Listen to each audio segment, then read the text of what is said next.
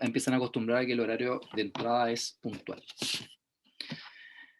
Bien, la clase de hoy es bastante cuática, matemáticamente hablando, conceptualmente hablando, ¿ya? Porque hoy día vamos a tratar sobre la ley de gravitación universal y las leyes de Kepler. Sin embargo, le vamos a dar una mirada un poco más científica que pedagógica. En realidad vamos a ver las dos miradas, ¿ya? Entonces, ¿por qué es tan cuática? Porque aquí vamos a necesitar muchas herramientas matemáticas que ustedes deberían conocer. Y si no las conocen, oye, es que no lo puedo decir porque estoy grabando, pero algo que tú sabes de tu malla. ¿Ya? Bueno, en general, la idea de hoy es aplicar la ley de atracción gravitacional para fenómenos asociados al movimiento de los planetas, como las leyes de Kepler, que son una consecuencia de la ley de gravitación universal, pero que curiosamente, gracias a la ley de gravitación universal, se puede explicar la ley de ¿cómo se llama? Las leyes de Kepler, y las leyes de Kepler pueden explicar la ley de gravitación universal. Por lo tanto, son leyes que una funciona respecto a la otra. ¿Ya? Esa es una gran diferencia que hay. Bueno, en general vamos a partir por la ley de gravitación universal. La ley de gravitación universal es una ley casi experimental, ¿cierto? Descrita por Newton, en donde él dice que existe entre dos cuerpos con masa. Hoy no aparece mi cursor. Bueno, sí. Entre dos cuerpos con masa, ¿cierto? Existe una atracción. Esto significa que cualquier cuerpo con masa siente atracción, ¿ya? Por lo tanto, tú podrías sentir atracción con tu mesa, tú podrías sentir atracción con tu, no sé, con tu puerta, ¿cierto?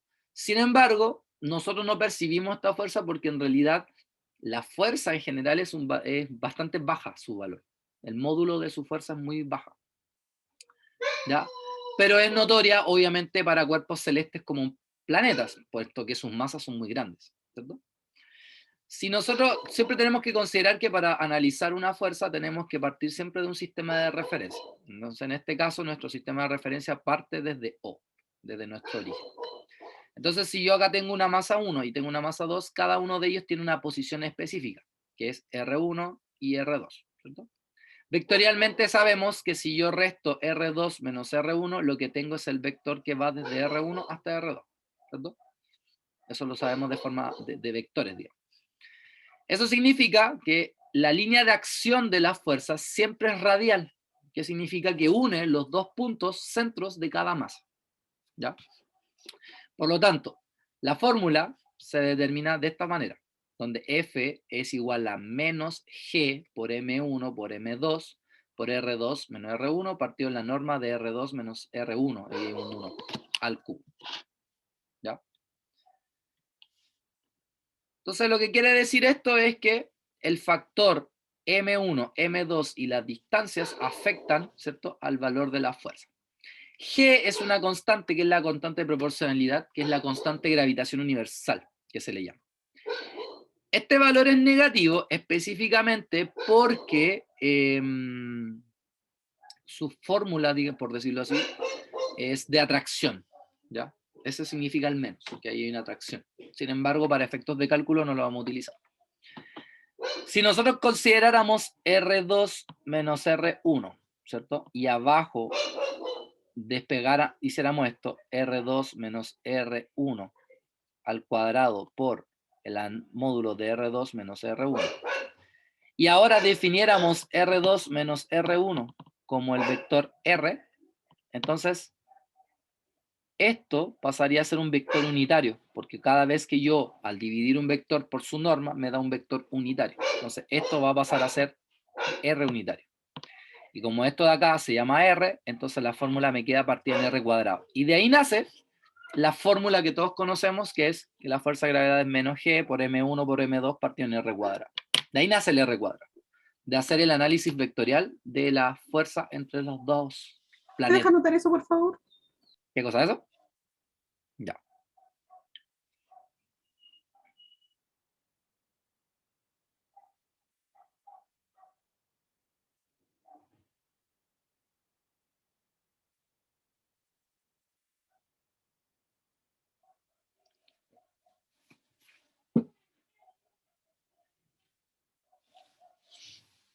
Bueno, entonces, para mí, ¿Eso se quedaba como el vector unitario la resta sobre la norma? exacto. Todo vector Ya. que es dividido por su norma te da un vector unitario, que es el que te indica la dirección y sentido del vector en este caso. O sea que este R representa el vector o la dirección y sentido de las fuerzas, que como bien les dije, depende directamente de la unión entre las dos masas. Hola, Yara. Ahora, toda partícula en el universo, y vuelvo a insistir, depende, ¿cierto?, del valor de las masas. Por lo tanto, la fuerza, si bien es cierto, no son iguales porque tienen sentidos distintos, estas fuerzas tienen la misma dirección porque están asociadas bajo la misma línea de acción. Y además, para yo calcularla, necesito el valor de las dos masas. Por lo tanto, F1, 2 y F2, 1, ¿cierto? Son iguales en módulo. O sea, si una vale 2 newton, la otra también vale 2 newton. Por lo tanto, yo puedo tener una masa de 80.000 kilogramos versus una masa de 1 kilogramo, pero la fuerza de atracción entre ellos dos va a ser la misma. Como quien dice, nosotros atraemos a la Tierra y la Tierra nos atrae a nosotros en misma cantidad. ¿Ya? Entonces, de aquí nace la fórmula que tenemos acá, y el valor de G es 6.67 por 10 elevado a menos 11 newton por metros cuadrados partidos en kilogramos cuadrados, donde dimensionalmente, si lo reemplazo acá, ¿cierto?, me va a dar el valor de la fuerza de gravedad. ¿Ya? Ahora, lo que tenemos acá es una tabla de datos astronómicos básicos, digamos, ¿ya?, en donde aparecen las masas de cada planeta y bueno, está el planetoide Plutón y además está nuestra estrella, el Sol. Los radios del planeta y además está el radio orbital. Recordemos que el radio orbital es la distancia del planeta al Sol, ¿ya? No entre planetas, sino que del planeta al Sol, ¿ya? Por lo tanto, acá, por ejemplo, en Luna, acá tenemos el radio orbital, pero el radio orbital de la Luna no está asociado al Sol, está asociado a la Tierra. En cambio, todos los demás radios orbitales están asociados al Sol directamente. ¿Sí? Entonces, un ejercicio de colegio, ¿ya? Un ejercicio práctico de colegio, que sería determinar la fuerza de atracción de gravedad entre el Sol y la Tierra en el siguiente sistema. Entonces yo acá puse al Sol, puse a la Tierra, ¿cierto? Y ya sé que ellas dos se atraen de forma gravitacional. Por lo tanto, el Sol siente una fuerza hacia la derecha y la Tierra hacia la izquierda. ¿Pero por qué a la derecha y por qué a la izquierda? Porque la configuración que yo las puse la fue así. Si yo hubiera puesto así, cambia, ¿cierto? Y ahora sería vertical esto, y no horizontal. Si los colocara así, sería diagonal, etc. Entonces, en este caso, a este le vamos a llamar F1,2, que es la fuerza que siente 1, que es el Sol, debido a que está la Tierra. Y esta es la fuerza 2,1, porque es la fuerza que siente 2, que es la Tierra, debido a que está el Sol. Porque no recordemos que la fuerza de atracción gravitacional depende siempre de dos valores y no de uno solo. Entonces, en este caso, la fuerza, como módulo, por fórmula, simplemente sería G por la masa del Sol, por la masa de la Tierra, partido por la distancia entre ellos al cuadrado. En este caso, particularmente, tenemos los valores de la constante, 6.67 por 10 a la menos 11. Tenemos el valor de la masa del Sol, que está en esta tabla, 1,99 por 10 elevado a 30. Tenemos la masa de la Tierra en esta tabla, que son 5,97 por 10 elevado a 24, ¿cierto? Y tenemos la distancia entre el Sol y la Tierra, que sería en este caso la distancia orbital de la Tierra, que son 1,50 por 10 elevado a 11, y eso al cuadrado. Esto lo meto en una calculadora y eso da como resultado 3,52 por 10 elevado a 22 newton. Por lo tanto, entre la Tierra y el Sol hay una fuerza de 3,52 por 10 elevado a 22 newton. De módulo, de cantidad. Sin embargo, si yo quisiera escribir esto en forma vectorial, F1,2 sería 3,52 por 10 elevado a 22 y newton, porque para nosotros nuestro sistema de referencia es el eje cartesiano, donde lo que está a la derecha es positivo y lo que está a la izquierda es negativo. Y el I es porque está asociado a vectores que son horizontales, ¿cierto? Y el F21, a su vez, sería negativo porque está apuntando hacia la izquierda, vale 3,52 por 10 elevado a 22, y el I porque también es horizontal. Y ahí tenemos la fuerza. En último caso, yo podría haber escrito la fuerza como 3,52 por 10 elevado a 22 R unitario newton, donde el R unitario representa en este caso la línea de acción entre ambos cuerpos celestes, por decirlo así. ¿Se entiende? ¿Sí? ¿Cómo se calculó?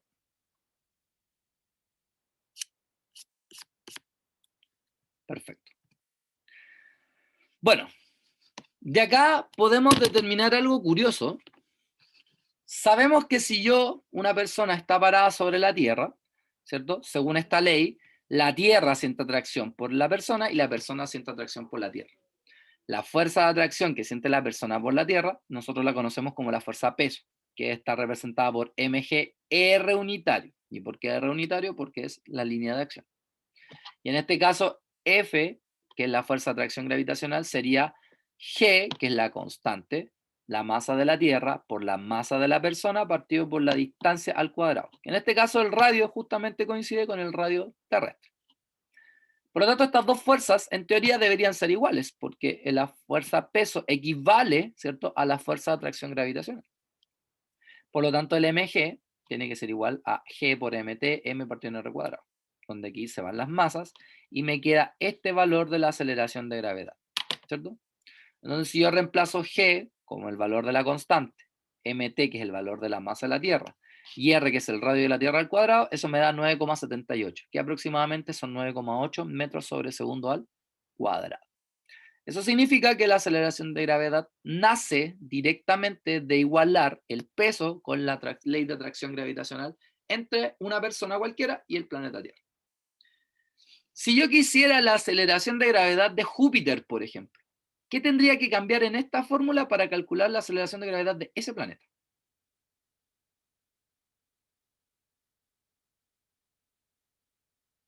Yara, Sería la masa, ¿no? ¿la masa de quién tendría que usar ahora?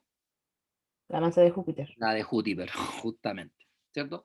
Y con esto entonces yo podría calcular cualquier aceleración de gravedad en cualquier planeta, porque esto es, ¿cómo se llama? Es determinante para cualquier planeta del sistema solar e incluso fuera del sistema solar. Aquí estamos considerando netamente la teoría de Newton, ¿ya? En unas próximas oportunidades vamos a hablar de el concepto de Einstein con respecto a la gravedad y cómo cambia esto, ¿ya? Así que eso es para otras clases. Bueno, sin embargo, ¿qué pasa? Porque ustedes saben que esto sería en el radio de la circunferencia, o sea, en el radio de la esfera terrestre. Sin embargo, la Tierra en su superficie tiene relieves, por lo tanto hay variaciones, ¿cierto?, en el radio, en ciertas posiciones. Por lo tanto, si yo al radio de la Tierra le sumo un z, tendría esta fórmula que está acá. Si yo empiezo a asignarle valores al z, por ejemplo, cuando z igual a 0, pero cambio la latitud del sector en donde nos encontramos, recuerden que la latitud tiene que ver con el movimiento de norte a sur. Entonces, en este caso, el grado que vendría siendo la latitud, ¿cierto? Si estamos 0 grados, tenemos 9,78 metros por segundo al cuadrado. Pero fíjense que a medida que va cambiando la latitud, también va cambiando la aceleración de gravedad. Por lo tanto, la aceleración de gravedad no es tan constante como nosotros pensamos. Es más, si ahora cambiamos el z, le damos valores a este relieve y empezamos a subir, se pueden dar cuenta que el valor de la aceleración de gravedad empieza a disminuir. Lo cual es lógico porque a medida que yo me voy alejando del planeta, ¿cierto?, voy sintiendo menos la atracción entre el planeta y yo. Por lo tanto, me voy en cierta manera escapando de la aceleración de gravedad. De hecho, si yo hago tender z al infinito, o sea, hago un proceso de límite, cuando z tiende a infinito, este denominador se va a tender a infinito, y por lo tanto, algo partido por infinito es 0. O sea, la aceleración de gravedad sería 0 en el infinito. ¿Ya? Buenas tardes. ¿Sí? Bueno. Ya sabemos que la fuerza de gravedad es G por la masa de la Tierra, suponiendo que estamos en la Tierra, podría haber sido cualquier otro planeta. Por la masa de esta persona partido por R cuadrado. Entonces, lo que vamos a hacer ahora es calcular la variación de la energía potencial asociada a esta fuerza. Entonces, como todos sabemos, la variación de la energía potencial es energía potencial final menos energía potencial inicial, ¿cierto? Sin embargo, nosotros sabemos que por mecánica, la variación de la energía potencial corresponde a menos el trabajo mecánico.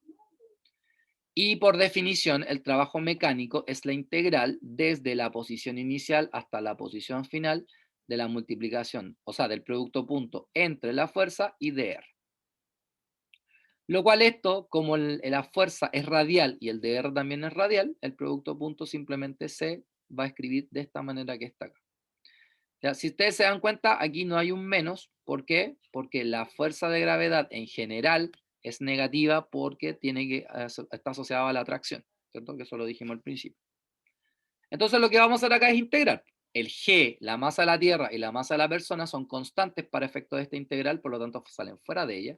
Me queda la integral de dr partido en r cuadrado. Y como ustedes saben, la integral de dr partido en r cuadrado es menos 1 sobre r, evaluada entre la posición inicial y la posición final. Y por el teorema fundamental del cálculo, ¿cierto? Este menos lo voy a dejar afuera, acá. Y ahora lo que voy a hacer es colocar 1 partido por evaluado en RF, por eso acá dice RF, menos 1 partido por evaluado en RI, que va a ser 1 partido en RI. Y esto que está acá es específicamente la energía potencial gravitatoria. O sea, nosotros pensamos que la energía potencial gravitatoria es igual a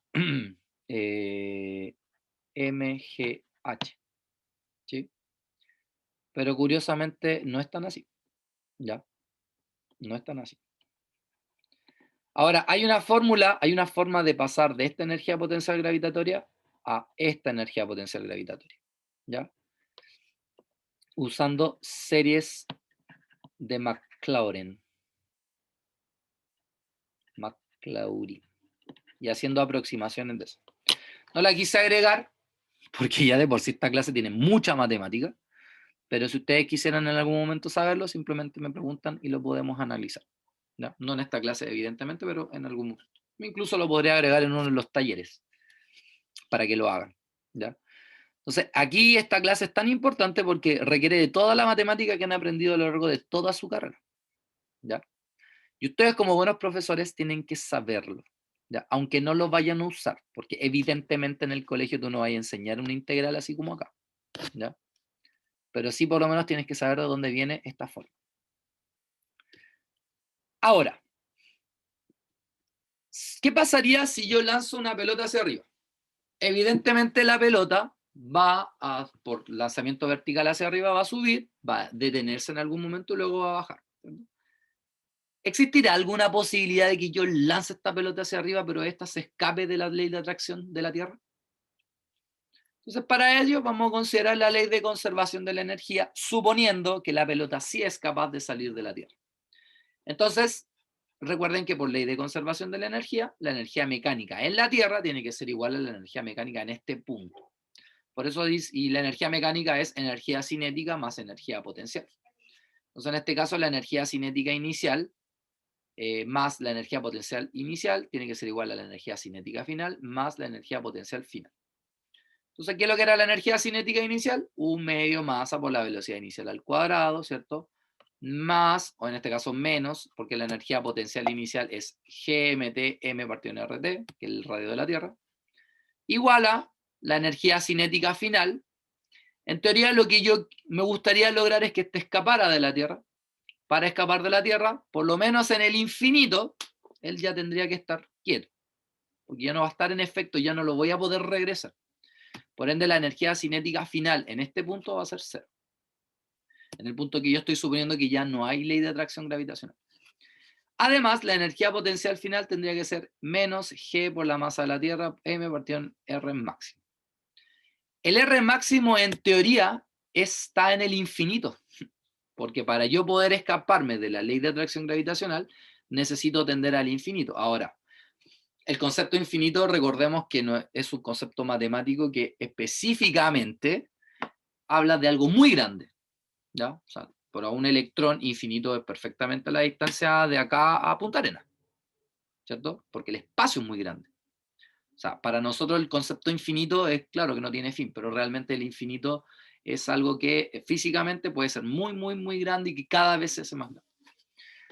Entonces, ¿qué pasa? Que si yo estoy en este punto en donde yo me arranqué, obviamente el R va a tener que tender a infinito. Y al tender a infinito, este término va a tender a cero. Entonces, si yo despejo de acá la velocidad inicial, fíjense que todos los términos tienen m, entonces los m se pueden ir, ¿cierto? Esto va a tender a cero, el 1 medio el 2 va a pasar multiplicando, va a quedar esta fórmula, saco la raíz y me quedo esto. Si yo despejo, voy a llegar a esa fórmula. Y esa fórmula es la velocidad de escape necesaria para salir del planeta Tierra. Y para salir en realidad de cualquier planeta. Basta que necesito conocer el 2, que lo conozco, G, que es la constante de gravitación universal, que también la conozco, M mayúscula, que es la masa del planeta que estoy tratando de arrancar, y R de t, que sería el radio de ese planeta. ¿Sí?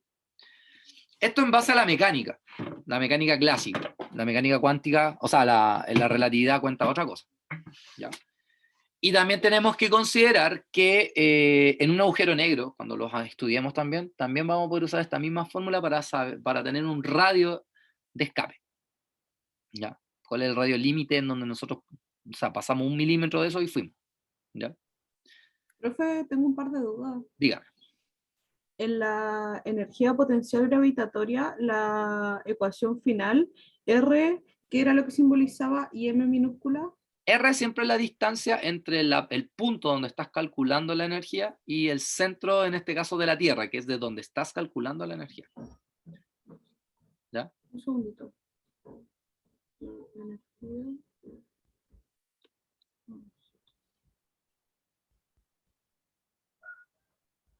¿Y M? Las masas. M es la masa, en este caso, del objeto que quiere arrancar o escapar del planeta. Y por lo tanto ahí te das cuenta que la masa de lo que quiere arrancar no tiene relevancia. No, el M minúscula que estaba Eso. inicialmente ahí. La masa del cuerpo que quiere arrancar. Lo que lancea hacia el espacio. Una pelota, tú. En la de la energía potencial gravitatoria sería igual, ¿o no? La M siempre es para todo lo mismo.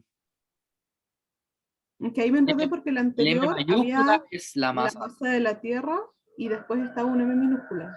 Sí, pero en este caso estamos considerando ese M como la masa que está siendo atraída por la Tierra. Ah, ya. Cualquier objeto que esté atraído por la Tierra. Ahí sí. ¿Sí? Bien. Listo. Ya, aquí los voy a volver locos. Esto que está acá se llama el potencial efectivo. El potencial efectivo corresponde a la suma del potencial gravitatorio junto con un potencial que está asociado al momentum angular. ¿Ya? En este caso, ρ, esa letra que está ahí, vendría siendo como una R, o sea que representa el radio. L siempre va a representar el momentum angular. ¿Ya? En este caso, V no es la energía potencial, es el potencial, o sea, la cantidad de energía asociada por unidad de masa. Por eso es que si ustedes se dan cuenta, acá tengo una fórmula similar a la que tenía recién, que era E menos G, MU, MT, M partido en R cuadrado. En este caso, estamos descartando la masa del planeta, estamos considerando la masa del cuerpo que se está moviendo, ¿ya? Y K vendría siendo esta G que está acá. ¿Ya? Y ρ, que vendría siendo el R, chuta, así en el cuadrado. ¿Ya? Entonces la otra tiene que ver con el potencial asociado a este momentum angular. Esto nace de algo que yo no sé si ustedes lo vieron en su programa, que se llama el lagrangiano. El lagrangiano corresponde a la resta de la energía cinética menos la energía potencial. ¿Ya? Así se define el lagrangiano. Y de aquí nacen unas ecuaciones que se llaman las ecuaciones de Euler, donde Euler decía que de L a d x punto tenía que ser igual a d a dt de L a dx. ¿Ya? Pero vamos a salirnos de esa ecuación. Entonces, cuando uno escribe esto en términos de la energía potencial gravitatoria, acá, escribe las ecuaciones de Euler y determina unas ecuaciones, de ahí nace el potencial efectivo. Si uno grafica esto, nos va a dar esta gráfica que está acá. Si ustedes se dan cuenta, esta gráfica intersecta al eje de la distancia o del R en ese punto, y que además tiene un mínimo en ese punto. ¿Sí? Entonces, en el fondo, el potencial efectivo corresponde como a la energía que tiene la partícula que se está moviendo en el universo. ¿Sí? Ahí podemos ver que este punto de intersección vendría dado por este valor, ¿ya? Y este punto mínimo vendría dado por este valor. ¿Cómo se determinan? Bueno, el punto de intersección simplemente se iguala esto a 0, y eso tiene el punto de intersección. ¿Y cómo se obtiene el mínimo? Utilizando las reglas de la segunda derivada. Derivamos una vez, encontramos el punto crítico, derivamos 2 veces y encontramos el mínimo, ¿ya? Cálculo 1. Entonces de acá aparecen ciertas condicionantes, y aquí vamos a entender entonces por qué las trayectorias de las diferentes partículas. ¿Por qué, por ejemplo, el cometa Halley tiene una trayectoria distinta a nosotros? ¿Y por qué la Tierra gira alrededor del Sol en forma circunferencial o en forma elíptica? ¿Ya? ¿Y por qué hay cuerpos que no giran alrededor de estrellas? ¿Y por qué hay cuerpos que giran, pero en una cierta periodicidad bastante más larga que una órbita? Entonces, el primer caso es cuando la energía de esta partícula tiene la energía mínima. O sea, en castellano, la energía de la partícula está acá. Cuando eso ocurre, ¿cierto? Yo puedo fijarme que la energía mínima, o sea, si una partícula tiene esta energía mínima, o sea que ninguna partícula en el universo tiene menos energía que la energía de atrape, digamos, de no sé, una estrella o un planeta sobre otro. Entonces, ¿qué pasa? Que acá, ¿ya? En este caso particular, se da la condición de que el movimiento va a ser circunferencial. Porque como es un mínimo, ¿cierto? Se va a dar la condición de que si yo derivo esto, lo igualo a 0, ¿cierto? Voy a encontrar ese punto. Al ser un mínimo, yo me puedo dar cuenta que las trayectorias son del tipo circunferencial. Si la energía es un poco más grande, por ejemplo acá, yo me puedo dar cuenta que la trayectoria va a estar siempre entre dos puntos de energía, este y este, ¿ya? O sea que la energía va a ser menor que 0, pero mayor que la energía mínima. En ese caso, se satisface que en la distancia, obviamente está entre la distancia mínima, que es la que les decía acá, y la distancia máxima.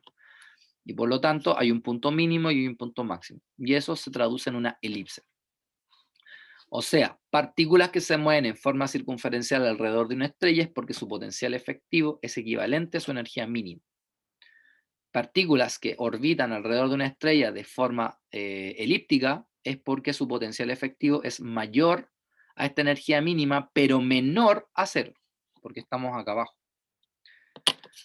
¿Qué pasa si la energía es equivalente a 0? O sea que la partícula, en pocas palabras, no tiene energía. En ese caso particular estaríamos acá, en este rango. Y en este rango, si ustedes se dan cuenta, la curva del potencial efectivo es asintótica respecto a la distancia. ¿Eso qué significa? Que si yo adopto esa energía, en términos prácticos, la partícula va a poder escapar de la partícula y no tener una trayectoria definida alrededor del espacio. Y lo mismo va a pasar con cualquier partícula que tenga energía superior a 0. ¿Ya? Porque si ustedes se dan cuenta, esta energía va disminuyendo, llega acá, que es el mínimo, y luego se forma esta guatita. Por lo tanto, acá no hay atrape para una trayectoria. Si ustedes se dan cuenta, yo acá pude dibujar una elipse, pero acá no puedo. Porque la cuestión va para el infinito. ¿Ya? Entonces el potencial efectivo es una herramienta bastante potente, porque nos va a permitir saber el tipo de trayectoria que va a tener la partícula que se acerque, ¿cierto?, al Sol. Ahora, pictóricamente, sabemos que esto ocurre porque si ahí yo tengo el Sol, viene una partícula con velocidad, ¿cierto? Esta va a atrapar a la partícula que se está moviendo por la fuerza centrípeta, entonces esta va a empezar a girar alrededor de ella. Pero eso es lo pictórico. En la realidad todo tiene que ver con la energía que esta tiene asociado a su potencial efectivo. ¿Sí? Bueno, ahí hay unos valores, en realidad esto lo saqué de un libro, pero no voy a entrar en detalles. ¿Ya? Ahí si ustedes lo ven, pueden determinar esa fórmula haciendo eso, pero nada más. Todo esto tiene mucha relación entonces con la ley de gravitación universal. Ahora, de todo esto, ¿qué enseñan ustedes en el colegio? Esto no. Eso, así, tal cual. Ustedes no pasan por eso, ¿ya? Pero ustedes tienen que saberlo. Porque si en algún momento hay un estudiante y le dice, oye, profe, yo encontré esto, no podéis quedarte, no tengo idea. ¿Ya? Bueno, coincidentemente, en el año 1600, Johannes Kepler, ¿ya?, era ayudante de Tycho Brahe. Recordemos que en la cosmología, ¿cierto?, Cuando vimos todos los procesos de evolución de la visión del universo, el último en analizar el universo era Tycho Brahe. Bueno, Tycho Brahe hizo muchas observaciones. Él estaba muy de acuerdo con Copérnico en que los planetas giran alrededor del Sol en forma circunferencial. Sin embargo, tiempo después, Tycho Brahe muere, por lo tanto, Kepler tiene que empezar a analizar los datos de Tycho Brahe, y él se da cuenta de algo curioso, que las distancias al Sol variaban, que no eran las mismas. Lo cual era bastante curioso porque se supone que años de investigación que deberían haber arrojado que la distancia al Sol siempre debería haber sido la misma, porque por algo la trayectoria era circunferencial, según lo que decía, incluso lo que decía Aristóteles, ¿cierto? Lo que dijo Copérnico, antes de lo que dijo, ¿cómo se llama el loco? Modelo geocéntrico, lo que había dicho Ptolomeo, ¿cierto? Todos coincidían en algo, las trayectorias eran circunferenciales, independiente de quién estaba al medio. Pero Kepler se dio cuenta que no. Entonces de aquí nacen las 3 leyes de Kepler, que son las leyes que gobiernan el movimiento de los planetas alrededor de una estrella, no necesariamente del sistema solar. ¿Ya? Nosotros vamos a hablar del sistema solar, pero porque es lo más cercano, pero en realidad cualquier sistema planetario funciona en base a estas leyes. ¿Ya? Bueno, como les había dicho, Kepler, al analizar los datos de Tycho Brahe, se da cuenta que en realidad las órbitas no eran circunferenciales, sino de tipo elípticas. ¿Ya? Ahora, ¿qué significa elípticas? ¿Cierto? Que todos sabemos que una elipse tiene un centro, tiene 2 focos, ¿cierto? Y cumplen con ciertas leyes, cosa que vamos a ver el día viernes en el taller, ¿ya? Y por ende, los planetas tienen un momento más cercano al Sol y un momento más alejado al Sol. Ese punto más cercano al Sol se le llama perihelio, y ese punto más alejado del Sol se le llama afelio, ¿ya? Por lo tanto, cualquier planeta cumple con esto. Y el centro no está en el centro. O sea, el Sol en realidad no está en el centro, sino que el Sol está en uno de los focos, ¿ya? No está en el centro, está en uno de los focos de la órbita elíptica. ¿Sí?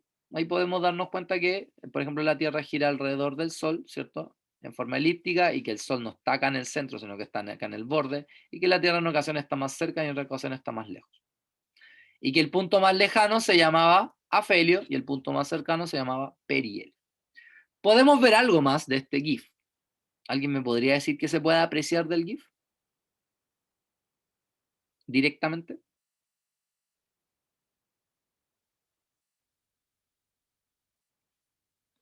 El movimiento de traslación Bien, ya, ¿qué pasa con la velocidad de traslación? es diferente cuando está en el perihelio que en el afelio. Es más lento y en otro más rápido. O sea, cuando se acerca al Sol aumenta la velocidad y cuando a medida que se va alejando disminuye. Bueno, eso va a tener mucha relación con la segunda ley de Kepler que veamos después. Bueno, los cálculos de Kepler se pueden demostrar matemáticamente de 2 formas. Bueno, de una forma en realidad. Uno en el colegio nunca demuestra la ley de Kepler, porque es bastante compleja. Nosotros la vamos a hacer acá bajo ciertas reglas que tenemos, que ojalá lo entiendan, ¿ya? Como por ejemplo, acá tenemos R 2 puntos. ¿Alguien sabe qué significan los 2 puntitos arriba de la posición? Que es una segunda derivada con respecto al tiempo, creo. Excelente, ¿cierto? R 2 puntos significa una segunda derivada respecto al tiempo.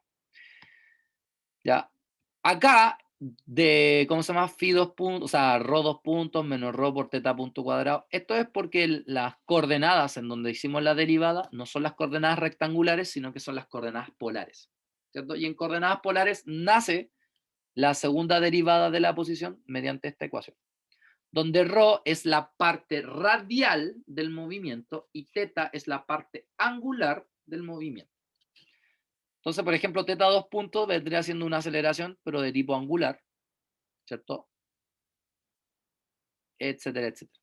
Además, sabemos que la fuerza de atracción gravitacional es menos K por M partido en rho cuadrado, ¿cierto?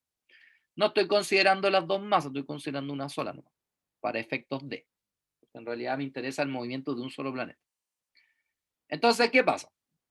Que esta es la fuerza, ¿cierto? Pero las fuerzas nosotros sabemos que están hechas en forma radial, ¿ya? O sea, en el fondo lo que tenemos es esto. Esto tiene que ser igual a esto. ¿Y por qué tiene que ser igual a eso? Porque recuerden que la fuerza de la ley de atracción gravitacional es radial. Y justamente esta es la parte radial. O sea que en el fondo lo que estoy diciendo es que menos K por M partido en ρ cuadrado, partido en ρ cuadrado es igual a ρ 2 puntos menos ρ por teta punto. Pero esto es una fuerza. Y recordemos que las fuerzas son iguales a masa por aceleración. Entonces aquí lo que nos falta es el factor M, la masa. ¿Cierto? Teta punto cuadrado. Sin embargo, de acá yo me puedo dar cuenta de lo siguiente. Tengo 2 ρ punto teta punto más ρ teta 2 puntos, ¿cierto? Esto multiplicado por la masa, evidentemente, y esto igual a 0. ¿Por qué igual a 0? Porque esta fuerza, que es la fuerza de atracción gravitacional, no tiene componente angular, tiene solamente componente radial, como lo dijimos al principio. Entonces, ¿qué va a pasar acá? Que yo esto que está acá lo puedo escribir de la siguiente forma. Yo puedo escribir esto como d a dt por m teta punto cuadrado por... déjenme ver. Por ρ. Ahí sí. Si ustedes se dan cuenta, tengo m teta punto cuadrado y ρ. Yo esto... ¿Estoy bien o no? ¿Estoy bien o no estoy bien? A ver. No, al revés. Así. Ahí sí. Este cuadrado. M teta punto por ¿cómo se llama? Por ρ cuadrado. Fíjense, la masa es constante, la puedo sacar afuera. ¿Cierto? Por. Si derivamos esto, derivada del primero, que sería teta 2 puntos, por el segundo. Aquí me faltó algo. Espérense. Estoy oxidado con esto.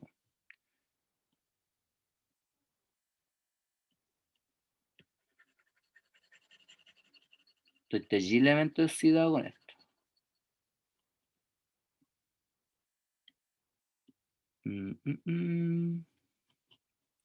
Ah, ¿qué marqué? Pluma, ahí sí.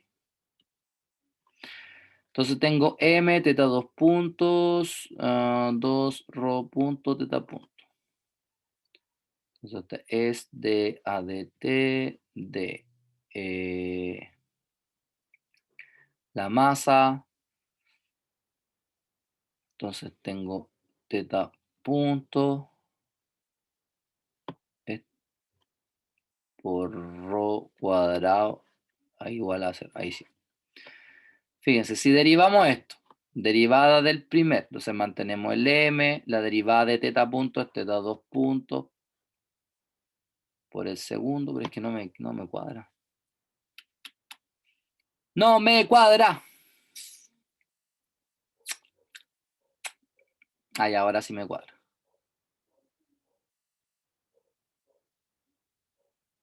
Un medio m, ahí sí, a ver. Entonces tengo un medio por m, derivo esto que son 2.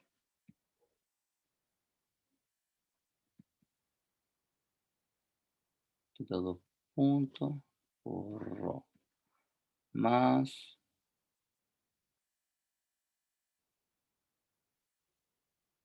sí, pues ahí se va ese con ese. Y después divido por teta. Ah, me aburrí. Pensé que me había acordado. Se me fue. La próxima clase les digo cómo era eso. O si no, más rato cuando se me cruja. Lo importante acá es entender algo, que es la definición del momento angular.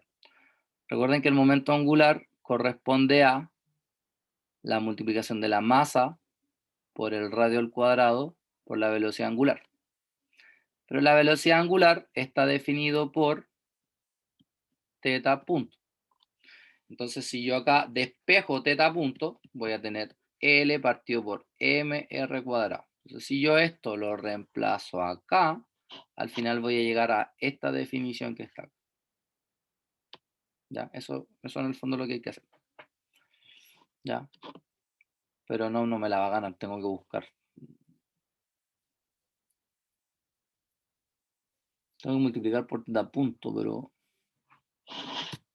no, prefiero hacerlo a conciencia. Entonces ahora de acá tengo m rho 2 puntos menos L partido por M rho cubo igual a menos K por M partido en rho cuadrado. Esa es la ecuación a la cual llegamos. De rho a dt, lo que voy a hacer es hacer un cambio de variable o una regla de la cadena, considerando que rho puede depender de teta. Entonces, por regla de la cadena puedo decir que de rho a de teta es por de teta de t. Donde si yo los de teta me los llevo, me quedo de rho a de t. ¿Sí? Entonces, en este caso, estoy haciendo un cambio de variable de tal manera que el de rho a de teta queda con esa ecuación, donde este es el cambio de variable. Rho es igual a 1 partido por esa u que está ahí. ¿Ya? Y bueno, yo reemplazo eso en la ecuación que tenía acá y voy a llegar a esta ecuación. Oye, ¿qué escribí acá? Voy a llegar a esta ecuación, ahí sí. ¿Ya? Y esta ecuación es una ecuación diferencial. ¿Antes tuvieron ustedes un ramo de ecuaciones diferenciales? ¿O no? ¿Sí? No las voy a pedir que la resuelvan. Simplemente les voy a decir que una vez que uno reemplaza esto acá, obtiene una cierta ecuación diferencial, que es esta que está acá. Esta ecuación diferencial yo la puedo resolver utilizando, no sé, una ecuación diferencial no homogénea. ¿Ya? Entonces, si yo la resuelvo, voy a llegar a esta función como solución. ¿Sí? De acá, yo puedo decir que ρ, que depende de teta, es igual a P partido por 1 más una cierta constante por el coseno de teta. Y justamente esto que está acá es la ecuación en forma paramétrica de la elipse. ¿Sí? Forma angular de la elipse. Donde P es esto y E es lo que nosotros le llamamos excentricidad. Entonces, en el fondo, ¿qué fue lo que hice? En el fondo lo que hice fue tratar de encontrar una ecuación asociada al radio. Y justo llegamos a que la ecuación asociada al radio dependía de teta y que correspondía a esta ecuación diferencial y por lo tanto esta ecuación de una elipse. O sea que en el fondo la ecuación que soluciona este problema es una elipse. Por lo tanto, Kepler demuestra que efectivamente las órbitas de los planetas son de tipo elíptico. Ahora eso no lo hace Kepler. Ojo con eso. Kepler basa su fórmula netamente en observaciones. Esto es tiempo después, donde se comprueba la primera ley de Kepler. Luego tenemos la ley de las áreas. ¿Me escuchan? ¿Sí? En la página anterior, la excentricidad es como la desviación de la elipse, ¿no? Uh-huh. La Y excentricidad te esa, dice qué tan achatada o qué menos achatada está. Ahora, también puede ser que la excentricidad te diga que este cuerpo sea una circunferencia. Generalmente eso pasa cuando la excentricidad es 0. ¿Ya? Y también puede ser que te dé una hipérbola. sí, pero por ejemplo, la de nuestro sistema es como 0,02 y igual es como muy excéntrica, así como muy achatada, así. O Entonces sea, igual, mientras más te alejas del Sol, la excentricidad empieza a disminuir. O sea que es más ya. excéntrica, como tú dices. Profe, y por ejemplo, si nosotros aplicamos esa fórmula, ese en realidad ya lo vamos a tener, ¿o no? O igual puede ser que no. Ya, vale. En realidad todo esto es genérico. ¿Ya? Es absolutamente genérico. De hecho, Vale, profe. lo voy a hacer yo en papel mientras estén en el taller el viernes y después se lo voy a mandar. Porque esto no me lo va a ganar. No, ¿cómo se me va a olvidar eso que es tan importante? A mí me encanta esto. Voy a revisar hasta mis cuadernos de cuando yo era estudiante. En Uh, realidad, yo pensé que me había acordado. De hecho, cuando hice la clase dije, oh, sí, esto era así. Y ahora veo, pues. Cosas que Profe, ¿de qué libro sacó eso? si quieren se los mando. Porfa, lo quiero leer. Ay, la cabra. Ya, ahí Pero se es lo... que no lo entendí bien, pues por eso. Sí, pues. No, por eso lo voy a hacer yo, pues, pero de todas maneras les voy a subir los libros por si los quieren tener. Vale, profe. Bueno, la segunda ley de Kepler, ¿cierto? El Joaquín nos puede nombrar algo de la segunda ley, ¿cierto? Habla sobre la ley de las áreas. La ley de las áreas simplemente dice que el radio vector que une el Sol con un planeta barre áreas iguales en tiempo igual. En castellano, si yo tengo un planeta acá, el radio vector es la línea que une el Sol con el planeta. Entonces, él va a girar de aquí hasta acá, ¿cierto? Formando esta área. Y también puede ir de aquí hasta acá, formando esta área, ¿cierto? Entonces, va a pasar algo curioso, que Kepler se da cuenta que estas dos áreas son iguales, mientras los tiempos que te demoras ir de un punto al otro son iguales. O sea, si yo me demoro de aquí a acá 5 años, de aquí a acá también me tengo que demorar 5, y de aquí a acá también me demoro 5 años, significa que las áreas son iguales. ¿Qué implica esto? Si las áreas son iguales, pero los tiempos son iguales, ¿cierto? Aparentemente yo acá tengo más área que acá. De hecho, acá tengo más área que acá, perdón. ¿Por qué? Porque este es un radio muy chiquitito y este es un radio muy grande. O sea, él en poquito tiempo puede recorrer, puede generar mucha más área que acá.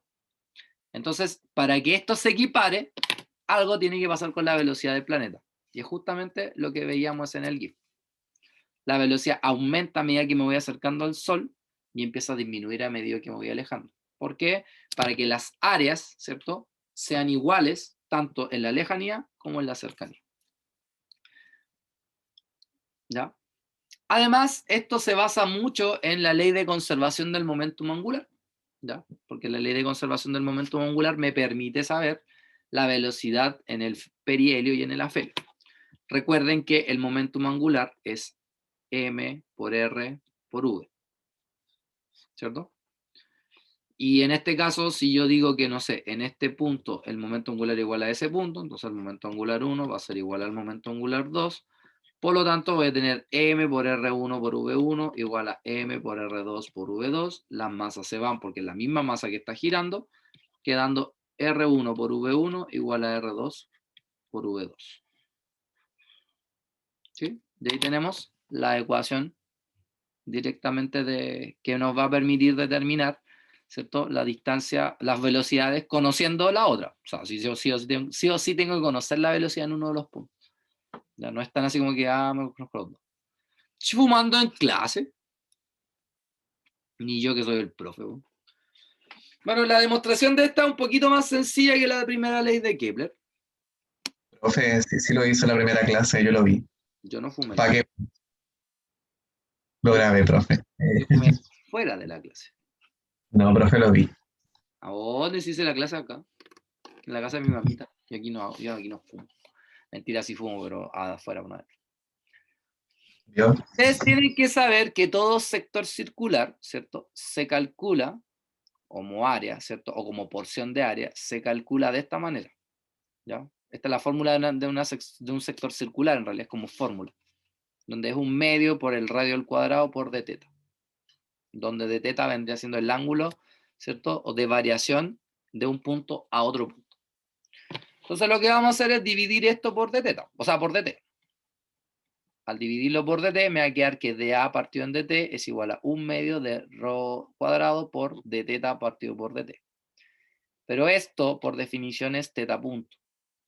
Pero como habíamos dicho, el momento angular se define como la masa por el radio cuadrado por la velocidad angular, que es θ punto.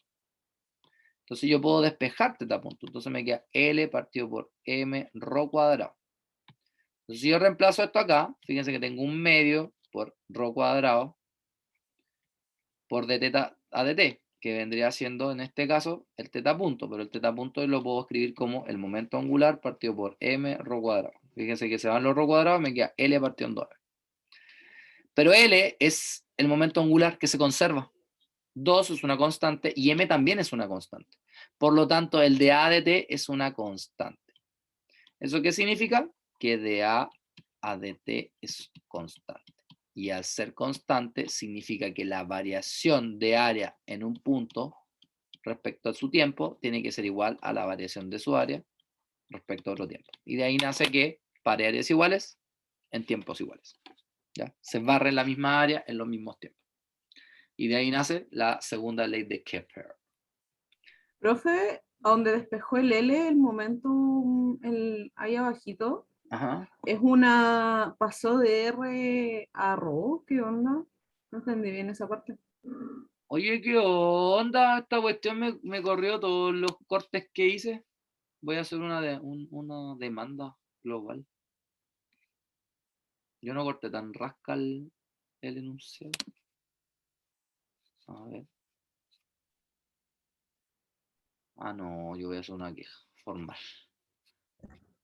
Enojado. Sí, yo no corté esto así. De hecho, papá remate dice demostración 2 y ni siquiera he hecho la demostración 2, y hizo una sola. ¡Ah! Me voy a poner a llorar. Dásela. Ya, Camila, ahora sí, dime, que no entendiste. En la diapositiva anterior, cuando despejó ¿cómo que se llama? El teta punto, Ajá. acá arriba hay un R cuadrado y abajo hay un Rho cuadrado. Porque acuérdate que entendí R esa es lo parte. mismo que RO. Ah, ya, R no dije representa nada, el radio. Y el RO representa el radio. Ya. no dije nada. Bueno, esto que está acá en el fondo es lo que les había escrito recién, que yo puedo tener una trayectoria, ¿cierto? En donde el momento angular se conserva, y como el momento angular es masa por velocidad por radio, entonces estas dos cosas se igualan y se obtiene esta fórmula. En realidad es lo mismo que le había escrito acá, exactamente lo mismo. ¿Ya? Así que olvídense de eso. Bueno, y también está la tercera ley de Kepler.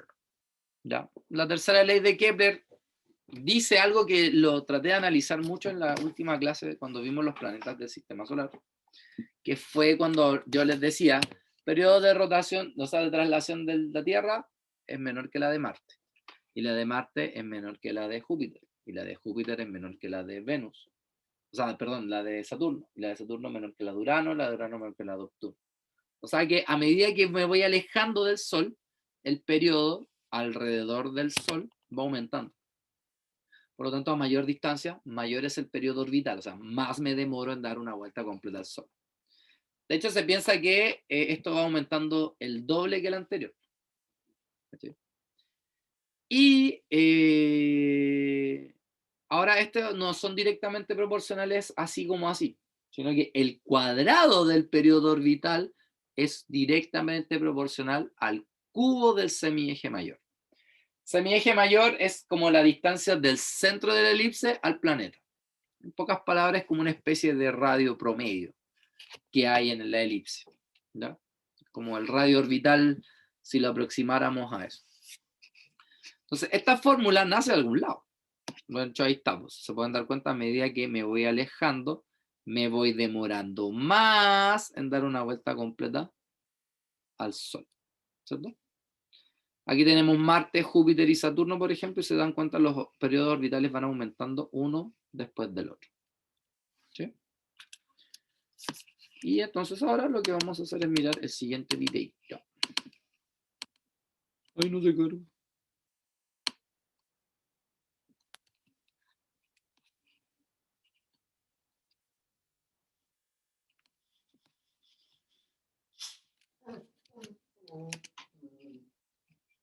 Perro llorón. ¿Quiere ganar un segundo salario sin esfuerzo? Invierta en Coca-Cola. Comience a ganar dinero con los ingresos anuales de 10 millardos de dólares de Coca-Cola. Una pequeña inversión.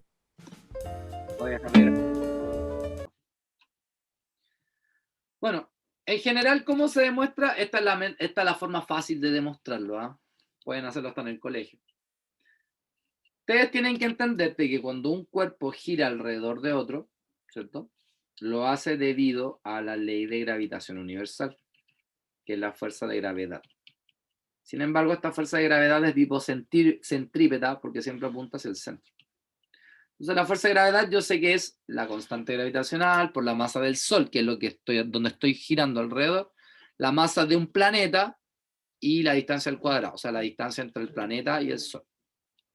Mientras que por fórmula, la fuerza centrípeta es la masa del cuerpo que está girando, que sería el planeta, por su velocidad lineal al cuadrado partido por R. Entonces acá, en este caso, Hoy aquí hay un error, me acabo de dar cuenta. Este es MP. Aquí las masas de los planetas se van. ¿Sí? Entonces me queda G, la masa del Sol, la distancia al cuadrado, en la cual también podría simplificar, ¿ya? Pero no lo voy a hacer. Entonces, si se dan cuenta, también tenemos que recordar que la velocidad de un sistema es 2pi por r partido por t. Es una de las fórmulas de la velocidad lineal, ¿cierto? En un movimiento circunferencial. Entonces, si yo reemplazo eso acá, elevo al cuadrado y despejo este t que me va a quedar acá, vamos a llegar a esta fórmula que está acá. Y donde a esto que está acá se le llama la constante de proporcionalidad. Y justamente aquí estoy diciendo que t cuadrado es igual a una constante por r al cubo. Y es la tercera ley de Kepler. Y esta constante es 4 por pi cuadrado partido en g por la masa del Sol. O sea que yo podría, por ejemplo, no sé, hacer esto mismo, pero para la masa de, no sé, para los satélites de Júpiter. Entonces también podría determinar algo similar considerando este valor de K, porque tendría que usar simplemente la masa de Júpiter en vez de la masa del Sol. Aquí hay que entender que para yo poder comparar que el periodo con el radio, siempre tienen que ser sistemas o cuerpos que estén girando alrededor del mismo sistema. En este caso, de la misma estrella. ¿Ya? Sin embargo, nosotros sabemos esta fórmula. Si despejamos K, me va a quedar esto, ¿cierto? Y como este cociente es una constante, significa que esto en un instante 1 tiene que ser igual a esto mismo en un instante 2. Entonces, esta es una fórmula de las ecuaciones de una consecuencia de la tercera ley de Kepler. Entonces, ¿de qué me sirve esto? De mucho. Porque, por ejemplo, ¿cuántos años terrestres corresponden a un año en Marte? Un año, sea donde sea, corresponde al tiempo que te demoras en dar una vuelta al Sol. Por eso hablamos de años terrestres, años de Marte. Entonces, un año terrestre en la Tierra, ¿cierto? Eso es para nosotros un año, que no sabemos cuántos años corresponden a Marte, por eso acá abajo el periodo de Marte son X años. Sabemos las distancias medias al Sol de la Tierra y Marte, son datos que se conocen, entonces lo reemplazamos acá. Para el 1 va a ser la Tierra, el 2 va a ser Marte. Entonces el periodo orbital de la Tierra es 1, porque es un año al cuadrado, partido por su distancia al Sol, que es 1,49 por 10 elevado al cubo, igual. El periodo 2, que es de Marte, no lo conozco, por eso es x al cuadrado, y en la distancia de Marte al cubo, ¿cierto? Que son 2,27. Elevamos al cubo cada uno de ellos, ¿cierto? Este pasa multiplicando para allá, despejamos el x cuadrado y nos da 1,88 años aproximadamente. O sea que la Tierra se demora un año y Marte se demora 1,88 años en dar una vuelta completa al Sol, según la tercera ley de Kepler. Casi el doble. Casi el doble. ¿Qué pasaría si, por ejemplo, dice, bajo un sistema planetario, un planeta gira alrededor de su estrella? El planeta 1 tiene un periodo orbital correspondiente a 1,3 años terrestres y el radio orbital del planeta 1 es el doble del planeta 2. ¿Cuál es el periodo orbital del planeta 2? O sea, acá me están diciendo que el radio orbital del primer planeta es el doble del segundo planeta. Entonces, si yo esta información la reemplazo acá, el periodo 1 vale 1,3 al cuadrado. La distancia 1 no la conozco, pero sí sé que es el doble de A2. Entonces, en vez de escribir A1, voy a colocar 2A2. Pero esto está al cubo. Igual el periodo orbital 2 al cuadrado, que sería x cuadrado, y abajo el A2 cubo, que no lo conozco. Entonces aquí los A2 se van a ir. Por ende me queda 1,3 al cuadrado, que es 1,69, dividido en 2 al cubo, que es 8. Entonces divido, saco la raíz y me da 0,46 años de resto. Lo cual es lógico porque el cuerpo 2, ¿cierto?, está más cerca de esta estrella que el cuerpo 1. Por lo tanto, su periodo orbital es más bajo. ¿Cierto? Y fin. Chan, chan. ¿Ya? Bien, tarea para mí. Les voy a mandar esto explicado pero con detalle. Pero aún así estoy cachudo de por qué. Ah, esta ecuación está de más, pues era ahí. ¿Ya? De por qué sale así. Así que la voy a hacer de nuevo. porque no me la va a ganar. Bien. Les quiero mostrar algo. Ya, pero que voy a